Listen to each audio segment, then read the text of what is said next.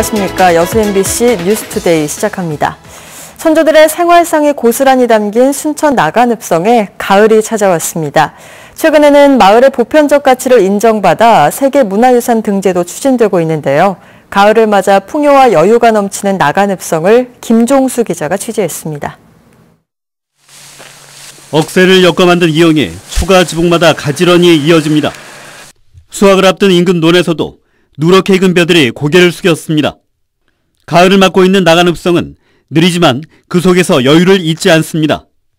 조선시대부터 내려온 생활상을 조금이라도 느끼기 위해 방문객들만 걸음을 재촉합니다. 초가집도 보고 성곽길을 걸으니까 옛날 생각이 나서 참 좋았습니다. 가을의 중턱에 열리는 마을 축제는 어른들에게 향수를 불러오고 아이들에게는 살아있는 체험장이 됩니다. 풍요를 기원하는 농악대의 선율과 임진왜란을 재현한 무용수들의 함성은 수백 년 전 그때를 곱씹게 만듭니다.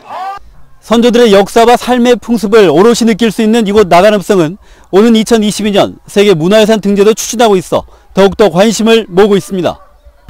지난 2011년 잠정 목록에 오른 뒤 최근 들어 조선시대 계획도시란 중요 가치를 인정받고 있기 때문입니다. 나간읍성이 오는 2022년에 세계문화유산에 등재되도록 지자체나 의회에서도 적극적으로 협조하도록 노력하겠습니다. 평지에 구축된 석성이라는 독특한 구조와 남부지역 특유의 가옥 형태도 역사적으로 남다른 의미를 담고 있습니다. 한국 고유의 토속적인 민속 경관을 잘 보존하고 있는 순천 나간읍성.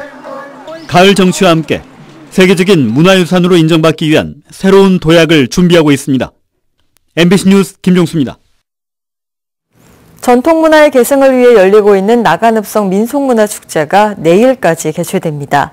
특히 이번 행사에서는 오는 2022년 세계문화유산 등재를 주제로 큰줄 다리기와 백중놀이 등 전통놀이 체험과 다양한 홍보 활동이 진행되며 마을별 대표 음식 소개와 사진 촬영 대회 등 부대 행사도 함께 진행됩니다. 지난해 방문객 100만 명을 넘어선 나간읍성은 조선시대 생활상이 잘 보존되어 있으며 현재까지 100여 가구가 거주하고 있습니다. 광주와 전남 지역 산에도 올가을 단풍이 시작됐습니다. 다음 달 초쯤 단풍이 절정에 이를 것으로 보이는데요. 산행이 많아지는 가을에는 산악사고도 자주 발생해 주의가 필요합니다. 이다솔 기상캐스터가 전해드립니다. 무등산에도 가을이 내려앉았습니다. 알록달록 봄꽃보다 화려한 단풍이 서서히 모습을 드러내고 있습니다. 맑은 하늘 아래 노랗고 붉은 옷을 입은 단풍의 자태에서 완연한 가을 정취가 느껴집니다. 단풍도 색깔이 물들어 있어서 뭔가 이제 가을이 돼서 저희를 뭔가 반겨주는 것 같은 느낌이었어요. 최근 때이른 가을 추위가 기승을 부리면서 무등산의 올해 첫 단풍은 지난해보다 이틀 빠른 10월 18일 관측됐습니다. 현재 무등산의 약 20%가량이 울긋불긋 단풍으로 물들었습니다. 하루하루가 다르게 무르익어가고 있는데요. 앞으로 약 2주 후면 산 전체의 80%가 붉게 물들면서 단풍이 절정에 달할 것으로 예상됩니다. 이번 주 광주와 전남 대부분 지역에서 첫 단풍이 관측된 가운데 단풍 절정기는 무등산이 11월 5일, 백양산은 11월 6일, 지리산은 10월 25일이 될 것으로 보입니다. 산행이 늘어나는 가을철에는 산악사고를 조심해야 합니다. 최근 3년간 광주에서 발생한 산악사고 가운데 30%가 가을철에 발생했습니다. 이달 들어서도 무등산에서 산악사고로 다친 환자를 헬기로 이송한 게 2차례나 있었습니다. 가을철에는 보통 골절과 발목 부상 환자가 많이 발생합니다. 그래서 산행 시에는 준비 운동과 스트레칭들 꼭 하셔서 안전하게 산행을 하셔야겠습니다. 한편 지난 13일부터 국립공원 내 음주가 금지된 만큼 안전을 위해 산행할 때는 술을 멀리하시기 바랍니다. MBC 뉴스 이다솔입니다. 제14회 자율관리업 전국대회가 오는 31일부터 이틀 동안 여수세계박람회장과 디오션 리조트 일원에서 개최됩니다. 해양수산부가 주최하고 사단법인 한국자율관리어업연합회가 주관하는 이번 대회는 더불어 함께하는 어업공동체, 새로운 희망을 품다라는 주제로 자율관리업 성공 사례를 공유하고 어업인들의 상생과 화합을 다지는 다채로운 프로그램이 진행될 예정입니다. 자율관리어업은 정부 주도의 관리에서 벗어나 어업인 스스로 자원과 어장을 관리하고 지속 가능한 생산 체계를 구축하는 어업입니다. 광양시가 지역 특성을 반영한 맞춤형 청년 통계 개발에 나서고 있습니다. 광양시는 청년 통계의 신뢰성과 정확성을 높이기 위해 호남지방통계청과 업무 협약을 맺고 실무추진단을 통한 맞춤형 청년 통계 개발을 추진하고 있습니다. 광양시는 이를 위해 10개 부문 152개의 지표를 개발했으며 자문회의에서 제시된 의견을 적극 반영해 다음 달 초 광양시 청년 통계를 공표할 예정입니다. 현대사의 비극인 여순 사건이 발발한 지 어제부로 70년이 됐습니다. 과거보다 커진 관심을 반영하듯 올해 추념식은 역대 최대 규모로 진행됐는데요. 참석자들은 한 목소리로 진실 규명과 특별법 제정을 요구했습니다. 문영철 기자입니다.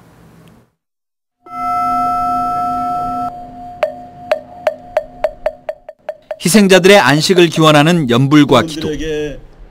4대 종단의 추모 행사로 막을 올린 여순 사건 70주기 추념식은 사상 처음으로 보훈 안보단체까지 참여하면서 역대 최대 규모로 진행됐습니다.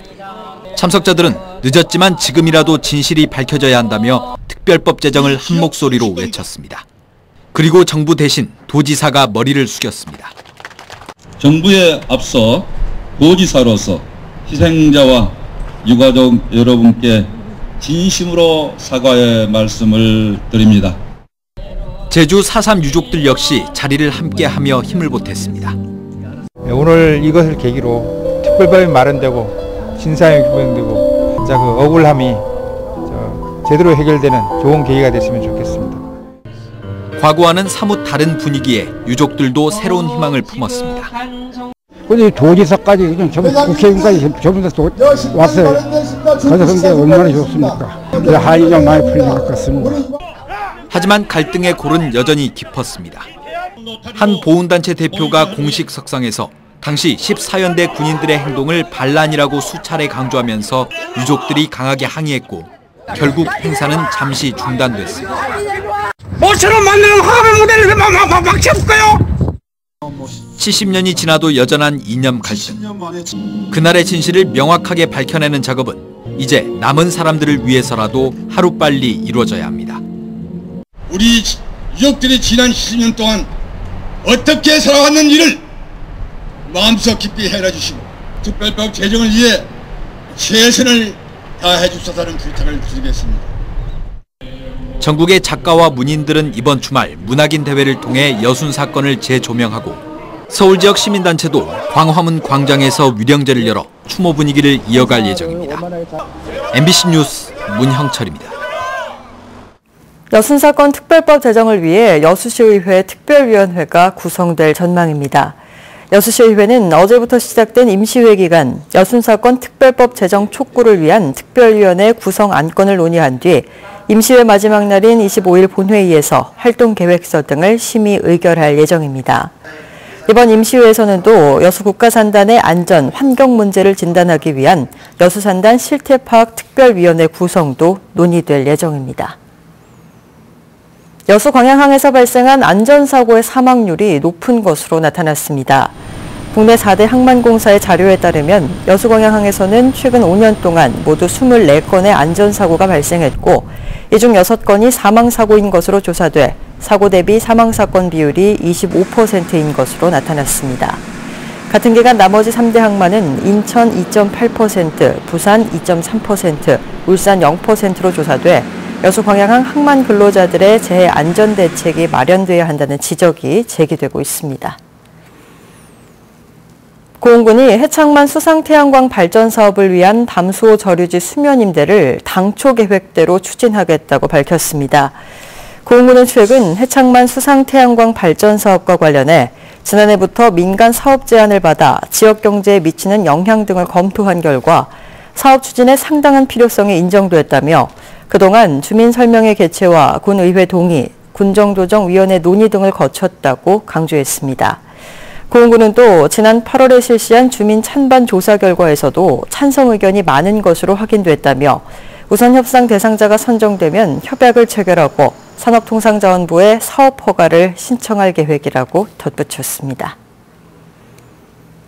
무안국제공항이 눈에 띄게 달라지고 있습니다. 일본과 동남아 노선이 크게 늘면서 이용객 급증세가 뚜렷한데요. 일본 오사카 노선의 사례로 무안공항을 들여다봤습니다. 박영훈 기자입니다. 목포에서 출발했습니다.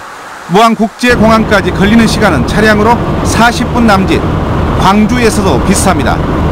편도로 인천 오가는 길보다 최소 3시간 정도 줄고 버스 요금도 4,000원 안팎, 인천공항의 10분의 1 수준입니다. 4인 기준으로 오가는 데만 20만 원 이상 차이가 납니다. 출입국 절차도 상대적으로 간편하고 시간이나 비용이 모두 줄어드니 그만큼 편안합니다. 주차 공간도 아직 여유가 있고 주차료 또한 무료입니다. 그러나 환전소와 면세점 등 공항을 상징하는 편의시설은 여전히 부족합니다. 우리 많은 여행객들의 국내 교통비가 많이 감소가 되고요. 그리고 또한 무안공항에서 출발하시게 되면은 바쁜 직장인들이 편안하게 일과를 마치고 바로 출발을 해서 또 도착과 동시에 또 바쁜 업무를 담당하는 또 직장인들은 바로 업무도 시작할 수 있습니다. 그래서 개통 첫해 15,000명에서 출발해 많아야 한 해 30만 명을 맴돌던 무안공항 이용객은 올 들어 급증세입니다. 현재 40만 명, 올해 50만 명 돌파가 기대되고 있습니다. 무안에서 일본 오사카까지는 1시간 20분, 무안 오사카 노선처럼 비행시간 5시간 이내 동남아 노선이 무안공항의 활기를 주도하고 있습니다. 이용객이 늘면서 노선이 확장되는 선순환으로 이어지고 있습니다. 기반시설 확충에 대해서는 우선 활주로 연장이 시급합니다. 그래서 현재 2,800m이던 것을 3,200m로 늘려서 미주 노선이나 유럽 직항로가 가능할 수 있도록 돌아오는 길, 특별한 사전 설명 없이 출발이 2시간 지연됐습니다. 현재 무안 오사카 노선의 여객기는 189석, 평일 평균 70%의 이용률을 보이고 있습니다. 승객 가운데 외국인을 찾아보기 어려운 건 아쉬운 대목입니다. MBC 뉴스 박영훈입니다. 전국 동시 어업허가 기간이 올해 말로 만료됨에 따라 고흥군이 오는 22일부터 어업허가 신청 접수와 발급에 나섭니다. 고흥군은 올해 12월 31일자로 연안 어업허가 1,690건, 구획 어업허가 465건의 어업허가가 만료돼 오는 22일부터 연말까지 일제히 허가 신청을 접수하기로 하고 허가 기간을 놓쳐 불이익을 받는 어업인들이 없도록 홍보에 만전을 기하고 있습니다. 전국 동시 어업허가 제도는 어업인의 편의와 행정 효율을 높이기 위해 각종 어업허가 기간을 통일시키는 것으로 연안과 구획 어업허가를 2014년부터 5년의 허가 기간을 정해 일제히 시행됐습니다. 전남 지역에서 학업 중단 숙려제에 참여한 학생 절반 이상이 학업을 포기해 실효성이 떨어진다는 조사 결과가 나왔습니다. 교육부에 따르면 지난해 전남 지역에서 학업 중단 숙려제에 참여한 뒤 다시 학업을 지속한 학생들의 비율이 38.8%로 나타나 세종에 이어 전국에서 두 번째로 낮았습니다. 이는 전국 평균인 78.9%와 광주 71.9%에 크게 못 미치는 수치입니다. 학업 중단 숙려제는 학업을 중단하겠다는 의사를 밝힌 학생에게 2, 3주 정도의 기간을 준 뒤 상담 등의 프로그램을 지원해 학업을 재개할 수 있도록 하는 제도입니다. 여수해수청이 관내 무인도서의 관리 실태를 점검합니다. 여수지방해양수산청은 다음 주부터 고흥 지역의 무인도서 26곳의 무단 훼손과 주변 해역 오염 여부, 제한행위 위반 등을 집중 점검할 계획입니다. 해수청은 지난해 여수지역 무인도서 70곳의 실태 조사를 완료했고 내년에는 보성과 장흥 지역의 무인도서를 점검할 예정입니다. 광양시가 청소년들을 대상으로 현충시설과 유적지 탐방 활동을 실시합니다. 광양시는 내일 지역의 청소년 100명을 대상으로 현충탑과 윤동주 유고보존가옥, 옥룡사지 도선국사 부도탑, 형제의병장 쌍의사 등을 둘러보는 청소년 현충시설 탐방 활동을 실시합니다. 이번 탐방 활동은 우리 지역에 있는 현충시설과 유적지들을 둘러보며 역사에 대한 관심을 높이기 위해 마련됐습니다. 국가산업단지 지방정부협의회 임시총회가 어제 여수에서 열렸습니다. 전남 동부권과 수도권 등 전국 8개 지자체는 이번 총회에서 원자력과 화력발전 등에 부과하고 있는 지역자원 시설세를 석유제품 저장시설과 유해 화학물질에도 부과하는 방안 등을 정부에 건의하기로 했으며 협의회 회장으로 권오봉 여수시장을 선출했습니다. 국가산단 지방정부협의회는 산단의 경쟁력 강화를 위해 지난 1월 출범했으며 국가산단을 관리하고 있는 전국 15개 지자체가 참여하고 있습니다. 남북관계 개선과 지자체의 역할을 주제로 전문가들의 다양한 논의가 이어졌습니다. 어제 순천만 국가정원에서 열린 한반도 평화문화 토크쇼에서 참석자들은 남북 상생과 평화 분위기 조성을 위해 꾸준한 교류가 필요하다고 밝혔습니다.